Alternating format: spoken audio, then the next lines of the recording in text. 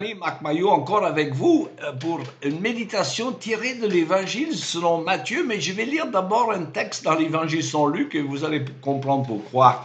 Dans l'Évangile selon Luc, au chapitre 7, au verset 29 et 30, nous lisons « Tous les gens du peuple et tous les collecteurs d'impôts qui ont écouté le message de Jean-Baptiste et se sont fait baptiser par lui ont reconnu que Dieu est juste. » Mais les pharisiens et les enseignants de la loi qui ont refusé de se faire baptiser par lui ont rejeté la volonté de Dieu à leur égard. Voilà, fin de la lecture.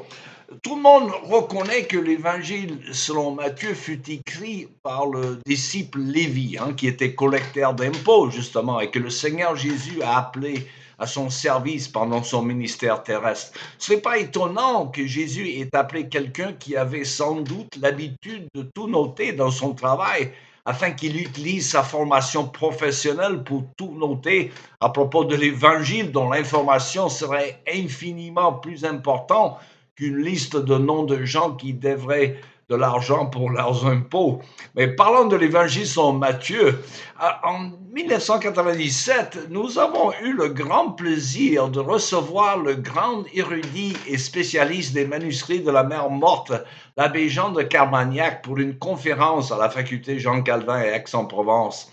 Et alors, à cette époque, il y a 48 ans, il avait partagé avec nous sa conviction que l'évangile selon Marc et Matthieu, clairement destinés aux Juifs, furent écrits d'abord en hébreu avant d'être traduits en grec. Alors ce grand linguiste, qui était l'abbé de Carmagnac, a raconté comment il a eu cette conviction quand il était en convalescence suite à une maladie. Il s'était amusé à traduire l'évangile de Marc de grec en hébreu. Il nous disait que c'était trop facile, comme si toutes les difficultés que l'on rencontre dans la traduction avaient déjà été traitées et éliminées, pour ainsi dire.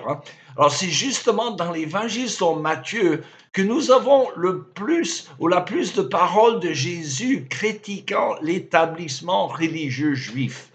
À la différence du commun peuple, c'était des chefs religieux qui refusaient de reconnaître le prophète de Galilée comme le Messie qu'il était.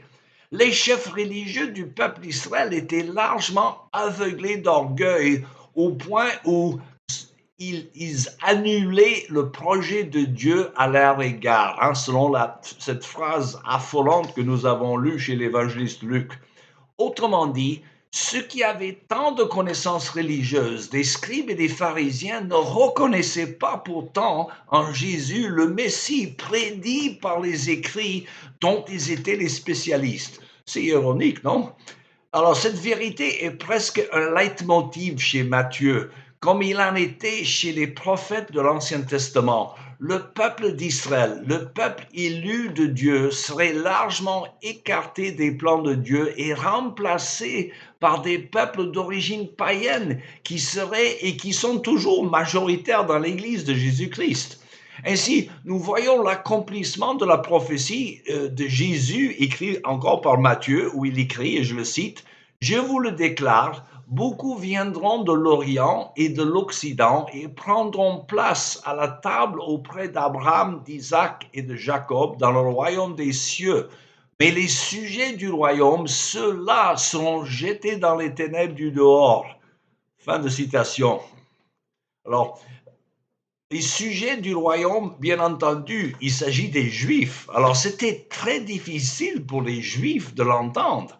Leur place spéciale dans l'économie du salut était la notion la plus importante de leur identité. Il en est de même pour le monde occidental actuel, jadis privilégié par rapport à l'Évangile, mais qui a largement rejeté cette foi qui faisait sa force et sa gloire. Désormais, mes amis, le centre du monde chrétien se déplace vers l'Afrique et l'Asie.